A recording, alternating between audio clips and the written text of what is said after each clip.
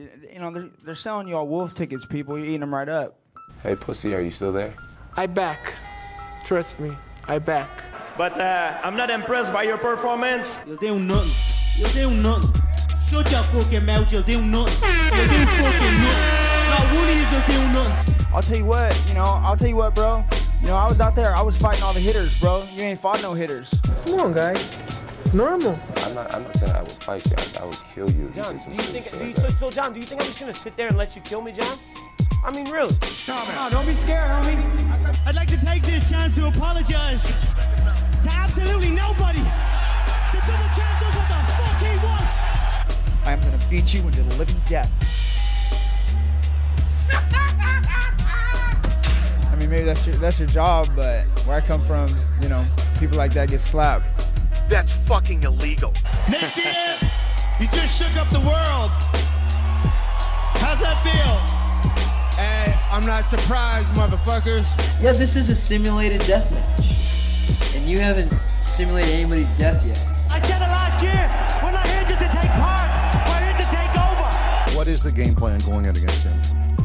The game plan is you go in there, hit him with some good shit, don't get hit, and come home with a pocket full of cash. Who the fuck is that guy? Everybody's on steroids. The whole UFC, everybody.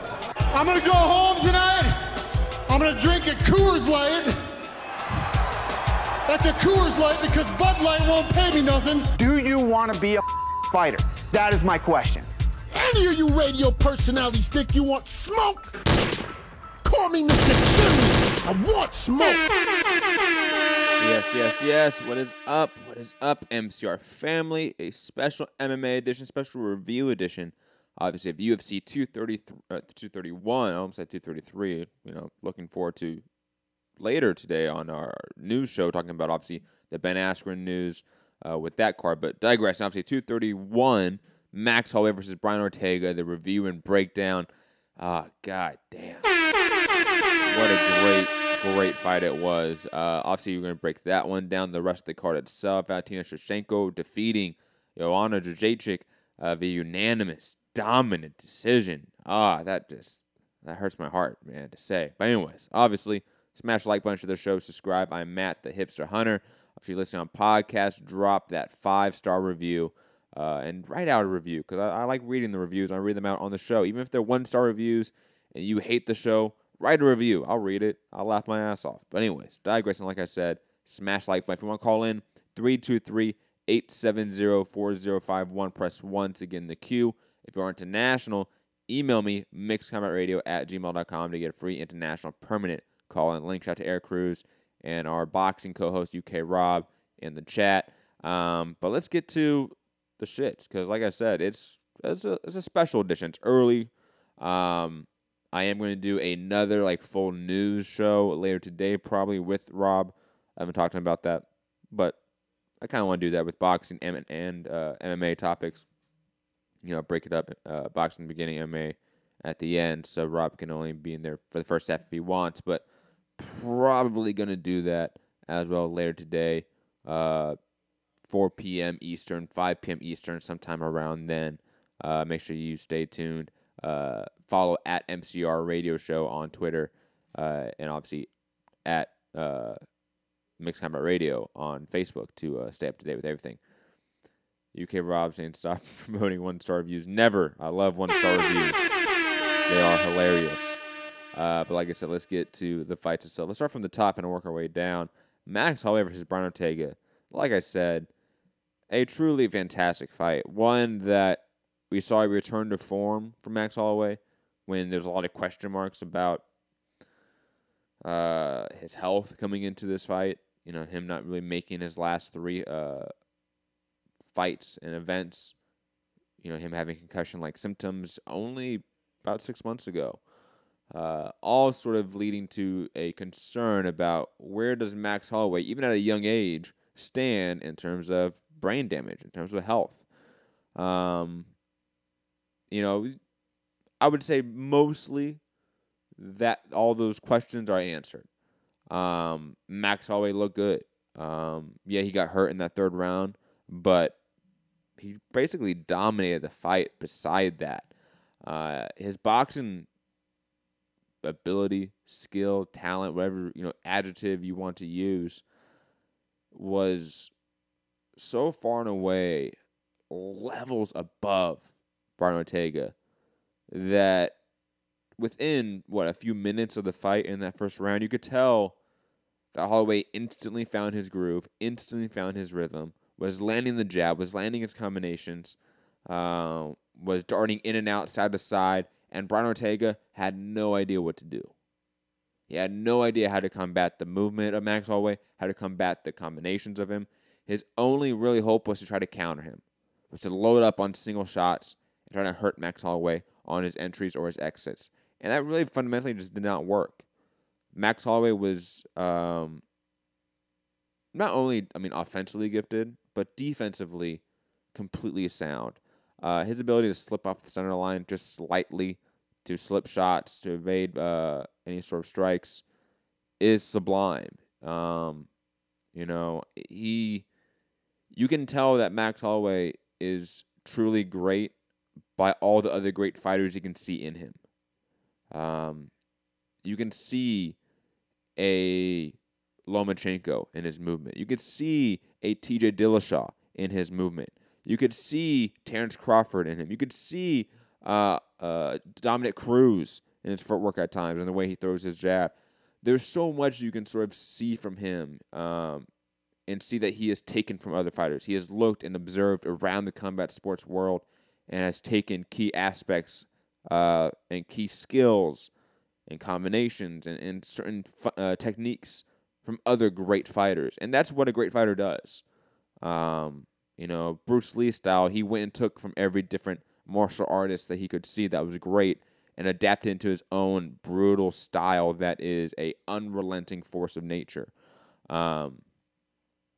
He is, for any of, predominantly boxing fans out there listening that watch the show, obviously, he's a Jarrett Hurd in a way. Supremely talented, but other than that, he is just always in your face. He's always hitting you. He's always pressuring you. He's always bothering you. And that takes not only a physical toll on his opponents, because obviously Max Holloway, just like Jarrett Hurd, has some power, has some legitimate fight-ending power. But it's that unrelenting force of nature that's just bearing down on you that you cannot get off. You cannot avoid. That, to me, I think is probably the best part of Max Holloway's style. But taking it more to his technique, again, the jab was on point. His lateral movement was on point. I've said this before, jabbing to the body is just a unused technique in MMA, which I know for, again, a lot of the boxing fans listening to the show might be shocking because the jab to the body is one of the most simple and fundamental punches to throw that sets up a lot of things up top. But it's just not used in MMA still to this day like it, is in boxing, of course, or kickboxing or other sort of striking combat sports. But Max Holloway has perfected that in MMA, has perfected the jab to the body, has perfected how to set up shots up top. It's just, beautiful stuff. Truly, Max Holloway looked absolutely impressive in every single facet. Defended basically every takedown. Weathered the storm in the third round, which we know Brian Ortega to get people out in the third round. That's sort of his thing. Max Holloway just looked fantastic. Rob in the chat saying, do you know the buy rate yet? No, we do not know the buy rate yet. Not that I've seen. I haven't seen a number thrown out. I wouldn't expect it to do a lot, to be honest. What was the last buy rate? I'm going to look it up while I'm talking a bit. And obviously I'm going to try to set up what the title says. Who is the best featherweight of all time? Who is the best featherweight ever? Is it the Jose Aldo title reign at the top? Is it that? Is it Conor McGregor's demolition of the division in a very quick time and him leaving it? Or is it Max Holloway's run to the top? His undefeated run after the Conor McGregor, Dennis Bermuda's back-to-back losses, where he's now 14-0 since then. is that more important? And I think, obviously, we can have a real debate about that. I'll be honest, I don't think Conor McGregor is really in the discussion, though I have seen his name thrown out, so that's why I added him in the title, because I know there's maybe some people listening that would say, yep, that's he's the best ever, and that's just not true. So, quickly, just for reference, Max Holloway versus Jose Aldo 2, which was last year in December, literally a year ago, had a buy rate of 230,000 pay-per-view buys. So this one probably did a little bit less than that. 200,000, 190,000, probably around that point, to be honest. I don't think it was tracking to do more than that. Yeah, probably 190, 200, somewhere around there. And obviously, for perspective, for boxing fans, we just had the Wilder fight, which did 325,000 pay-per-view buys. Probably did around twice as much as this event in terms of buy rate. But digressing from that, Aldo versus Max Holloway, who is the best featherweight of all time? It's a hard one to debate because they're different. Jose Aldo not only had the decade run of just being undefeated, most of that decade was at the very top, was him being the best featherweight in the world. Holloway's run through the division where he's defeated basically everyone, except for a Chad Mendez, a Renato Moicano, a Frankie Edgar. Everyone else he's basically beat. And Frankie Edgar has obviously lost via first round KO to Brian Ortega. Max Holloway just beat Brian Ortega. So, and Brian Ortega even beat Renato Moicano. Realistically, even the people he hasn't fought yet, I think it's pretty safe to say that he's the favorite against them. So, in effect, it feels like he's cleaned out the division, but he really hasn't. Jose Aldo legitimately cleaned out the division in two different eras, basically. Even though Cub Swanson and Chad Mendez have continued on from the WEC era and that generation, that they technically were more of the UFC side, but digressing.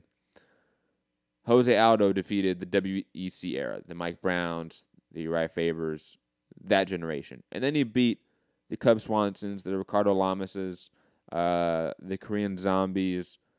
He beat that generation, the Frankie Edgars of the world. It was really that 13-second knockout loss to Conor McGregor that's really his only blemish. He's beaten everyone else other than that loss. So, and obviously since Max Holloway as well. So, do we rate the wins that Max Holloway has over Aldo? Again, a older version of Aldo, a post-prime Aldo, over, and again, the run to the title, more so than Aldo's title reign. It's hard. I think it's a really hard one to decipher which one you really fall down on. I think for newer fans, Max Holloway would probably make a lot more sense. They've just seen him. Max Holloway's fifth fight was against Dustin Poirier in the UFC. Max Holloway's entire career has basically been under the biggest spotlight of MMA. Aldo wasn't. His WEC era and run, which continued on to the UFC, because for those who don't know, when the UFC bought the WEC, they ran it as a feeder organization to house the lighter weight classes. So until they actually folded the WEC and brought that company in and merged it with the UFC, 145 pounds, 135 pounds, those divisions, featherweight and bantamweight, did not exist in the UFC. So Jose Aldo was the king of 145 pounds in WEC. When they folded that promotional company into the UFC, he just sort of transitioned to the UFC champion, just for those that don't know the history of it. So Aldo burned through everyone in the WEC, Cub Swanson, Uriah Faber, Mike Brown, multiple times. Went through everyone in the UFC in his era. Again, Ricardo Lamas, Korean Zombie, Mark Hominick. You know, you start going down the list. It's just highly, highly impressive. Max to me is a better fighter than Aldo. So that's where it comes down. I think Aldo's run is just more impressive to me, to be quite honest. But Holloway is clearly the better mixed martial artist. He's clearly a more faceted fighter. Clearly, see, it's even hard to say clearly at this point because, like, again, we forget how dominant Aldo was. Sample King saying Aldo was going the distance a lot of the time. Aldo was finishing opponents. Like, we forget that Aldo was finishing guys. We do. He finished Chad Mendez in their first fight. He finished Mike Brown twice in the WEC. He finished Cub Swanson with the double flying knee in, 30 seconds? You know, Aldo's finished a ton of... Jeremy Stevens, he just finished. Like, Aldo's finished a ton of guys. The guys he hasn't finished have been notoriously tough. Frank Yeager, for one, notoriously tough. Look at all the wars Frank Yeager had to go through to finally get knocked out by Brian Ortega, who's a giant fucking featherweight. It's just... Again, it's different. Holloway's title reign is much smaller than Jose Aldo's. But he clearly is the better fighter.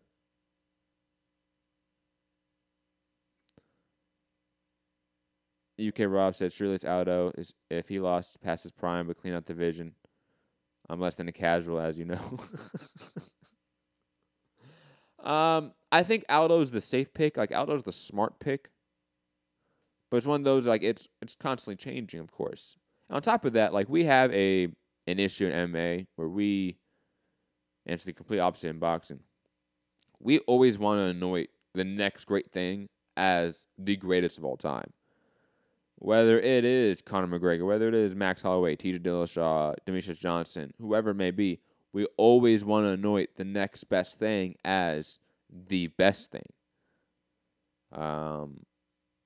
We have a very short-term memory in this sport. I think that's probably due to the age of it. You know, again, the UFC's only been around 25 years. I think that's partly due to it that the greatest of all time is rapidly changing constantly. But again, always a fun discussion. Max Holloway clearly on a path to greatness, if not already at that. Clearly a top 10 pound-for-pound fighter in the world, and clearly on his way to bigger and better fights at lightweight, it seems, as he has talked about moving up. Everyone talked about moving up. Conor McGregor rematch is there. Obviously, the Khabib Nurmagomedov fight, which almost happened, that can materialize and be a champion versus champion fight. Tony Ferguson, Nate Diaz, Dustin Poirier, Justin Gaethje.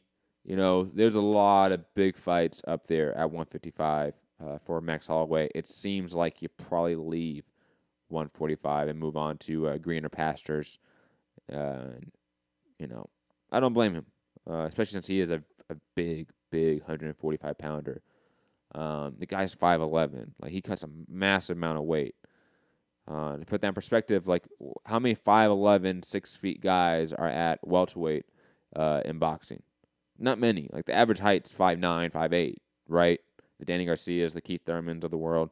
Max Holloway's 5'11", almost 6 feet. He's a giant guy. So, yeah, that's probably what I see next. And, again, Aldo, I still think is probably the best featherweight of all time in terms of accolades, in terms of achievements. Max Holloway is probably the best single fighter the featherweight division's ever seen. And I think those are two just different things, to be honest. But moving on, like I said, let's go down to the co-main event. Valentina Shevchenko versus Joanna Jedrzejczyk. Shevchenko, I mean, again, dominant in this fight. Was bigger, stronger, out-wrestled her. Joanna really was uncomfortable in there from very early on. She wasn't comfortable in range at all. She wasn't really willing to go into the pocket and exchange with Shevchenko. She was at range, throwing a lot of feints, a lot of just range-finding shots that weren't landing, and she just got outclassed. Like, it was not competitive for a single second of this fight. I don't want to sort of chalk that up as due to Joanna Jedrzejczyk moving up and Shevchenko moving down to this weight class, and obviously there was going to be a size disadvantage, a strength disadvantage. But putting that aside, Shevchenko was just, I mean, her wrestling takedowns and her entries into the clinch was flawless. It was. Her duck unders and tie-ups were clean, efficient, quick. Her level changes into takedowns was quick and athletic and explosive. It was just such a clear. It was a clear sign that one fight was just levels better than the other. If I'm Joanna Jedrzejczyk, I try to move back down to 115. I think. I don't know. She's really in no man's land at this point. Thug Rose down at 115 has beaten her twice. Obviously, now with the loss to Shevchenko, which now is her third loss overall to Shevchenko in her combat sports career. Obviously, they fought twice in Muay Thai before. It's just concerning on a number of levels for Joanna here as to what's going to happen for her career. But that's Shevchenko. Goddamn. Dominant. I think she's going to be rather dominant in this division for some time. I don't see anyone beating her. Nico Montano doesn't beat her. Joanne Calderwood doesn't beat her. Jessica I doesn't, no one beats her at this division. It's just, I don't see it happening. I think we have a dominant champion now in front of us that is about to have a reign at 125. And the UFC loves her, so they're going to promote the hell out of her, let's be honest. And she also speaks 3 languages. That's always a plus, speaking, I forget what Eastern European language she speaks exactly. I don't want to say like Polish or Russian, but I'll just say Russian, Spanish, and English. Yeah, ESPN's going to love her, let's be honest. She can be on ESPN Deportes and regular ESPN, and then go to Russia on RT, sports or something. Impressive. Gunnar Nelson, speaking of impressive, defeating Alex Oliveira via second-round submission. Not, I want to say dominant, but clearly was just better than Oliveira. His grappling ability was far and away light years better than Oliveira, and I didn't really expect that. Maybe because Gunnar Nelson's been out for so long, maybe because of that knockout loss to Santiago Ponzinibbio. But I underrated Gunnar Nelson in this fight. Shots at me. Actually, I'm eating a bunch of crow today. Goddamn. But I mean, he looked good. I think it was a turn of form for Gunnar Nelson. He looked quick on his feet. Striking looked good. He was working his jab, working his leg kicks. The second he did get it to the ground, he was vicious with his submission attempts. I like to see that. I like to see a very aggressive Gunnar Nelson on the ground. Not the lackadaisical, laissez-faire version that we've been getting in the last few years. So that's good. I like to see that. Moving on to Thiago Santos versus Jimmy Manuwa. God, if you have not seen this fight, go watch it. It is 2 rounds. It is 5 minutes and 41 seconds of pure power combinations being thrown at each other. Massive roundhouse kicks, massive left hooks, right hooks. These guys were going for it. I mean, Thiago Santos threw all caution to the wind, and they went at it for, again, 5 minutes and 41 seconds, hurting each other multiple times until obviously the finishing 2-punch combination that put down Jimmy Manuwa. Just impressive stuff from Thiago Santos. I don't think he's going to be a champion in this division with the likes of John Jones at the top. But let's be honest, Thiago Santos looks far and away better at 205 It's a shallow division. He is instantly in that mix for a title shot with Anthony Smith, obviously, who he's lost to recently. Dominic Reyes as well could be an option for him. There's a few guys that are young, vying for the top. It's going to be interesting to see who wins out. I don't think Thiago Santos will be that guy, but I don't care. Like, Thiago Santos is going to be one of the most fun fighters to watch in the next few years. If he's not been already, like, if you haven't known how fun Thiago Santos has been, you've been living under a rock. This guy's been putting on performance of the night bonuses for years, it seems. Has had amazing knockouts for years, it seems. And is flawed enough, can be hurt enough that he's always in fun fights. And again, 205 is just a better division for him, let's be honest. Can't wait to see what's next for him. Jimmy Manuwa at 38, 39 years old. God knows how much he has left in the tank, even though he did start out very late in his life in the sport. Definitely concerning the amount of times he's been hurt, knocked out, finished, etc. Again, he's a little bit older in terms of age. I'd be concerned about that. Nina Anasarov defeating Claudia Gadelha via unanimous decision. Just really amazing stuff. Claudia, she chose to chase Nina around the cage and get peppered with shots throughout. Chose to use no head movement. Chose not to cut off the cage. Didn't really use a jab at all. Really ran out of options rather quickly when Nina was on the bike, throwing combinations, pumping out the jab in teep kicks and low kicks. And again, Claudia Gadelha was just chasing her around. She must go back and watch that fight. Her coaches must go back and see that and switch that up. Because that was just a very bad performance from Claudia Gadelha. I haven't seen her chase someone around like that ever, I think, in her career. And on top of that, Nina has just really, I think, spun it around and had a sort of career renaissance, which, salute to her. Gilbert Burns versus Olivier Aubin-Mercier. Gilbert Burns defeating him via unanimous decision. Just dominant on the ground. Beating up Olivier. I mean, throughout the 3 rounds on the ground. Vicious ground and pound. Positional dominance. We always forget how great Gilbert Burns is when it comes to Brazilian Jiu-Jitsu.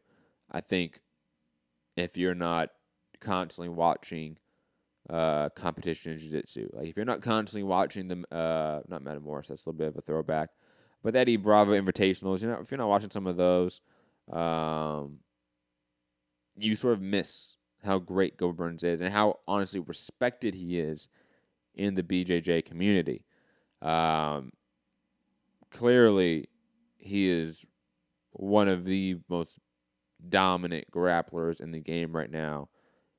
It's just his other aspects of his arsenal that is lacking. His cardio is not the greatest. His striking isn't, the most fundamental. So he can get beat by better opponents. He can. But when he's on the ground and he's on top, he is absolutely devastating. Oh, that's so funny. Rob's gonna think it was a wonderful card. Rob didn't even watch the card.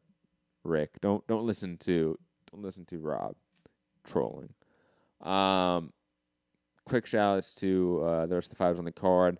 Jessica I versus Caitlin Shagogan. Jessica winning via split decision. Elias Theodore defeating Eric Anders via controversial split decision. I did not give that fight to Elias Theodore. I don't know how he won that. Brad Katona defeating Matthew Lopez via unanimous decision. He looked rather excellent in the fight, I'll be honest. Diego Lima defeating Chad LaPriest. Shouts at me because I picked Chad LaPriest via KO, shovel hook punch in the first round. Really beautiful stuff there. Carlos Diego Fiera defeating Kyle Nelson via TKO in the second round. Good stuff from Carlos there. And what else? What else do we have? I think we have one more fight. Yes, Alexander Raychik versus Devin Clark, TKO in the first round as well. just a good fight card. You know, I know one that isn't going to be one that we all care about, even though Drake was over there, you know, shouting out his boy Max Holloway. It wasn't a fight card that's going to, you know, appeal to the casual fan as much. Maybe post-fight, obviously, with how excellent it was, but casual fans don't know Max Holloway yet. UK Rob saying shove a hook punch. Shove a hook is like a 45-degree angle. So it's not an uppercut, it's not a hook, it's a 45-degree angle. That's a shovel hook. Come on, Rob. Learn your boxing here. Because that is a boxing term, and you are a boxing podcaster. Just saying. But ladies and gentlemen, that would be it. Please leave a comment below who you think is the greatest featherweight of all time. Is it Jose Aldo? Is it Max Holloway? Is it Conor McGregor? I don't know. Again, I'm leaning Jose Aldo still. I think Max Holloway still has some more things to do in this division if he wants to take that mantle. But regardless, Max Holloway is a great fighter. He's on his way towards greatness. He's definitely a pound-for-pound talent. Arguably the best boxing in all of MMA. And always produces fun, entertaining scraps. Brian Ortega, obviously only being 14-0 heading into this fight. Still tons of time to bounce back. Tons of time to rebound and figure out the technical flaws of his game. And also, Valentina Shevchenko. God. It is the Shevchenko era right now, it seems. And I don't see anyone at 125 that can beat her. No one. And what else? Be back later today. I haven't figured out an exact time yet, but I'll be back later today with a just regular news show. I'm going to try to get Rob on, discuss boxing news and MMA news, and give you guys some more content, extra content, because MCR, or as Rob likes to say, MCR Net, as we are called at the moment. Shout out to YouTube with the bullshit. We're going to put out a lot more content going forward, a lot more different content heading forward as well. Stay tuned. The takeover is happening. Have a great day. Peace. Are you off your tits? Have you been smoking something?